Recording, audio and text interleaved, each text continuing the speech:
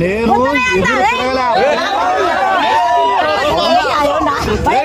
పవన్ కళ్యాణ్ తిట్టకు. నాగార్జున గారు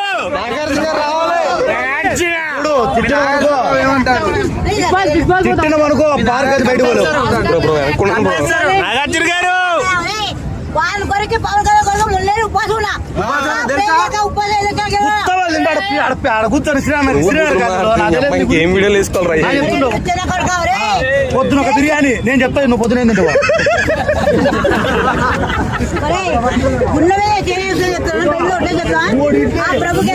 రెండు వడ ఒక పూరి రోజు తింటావు.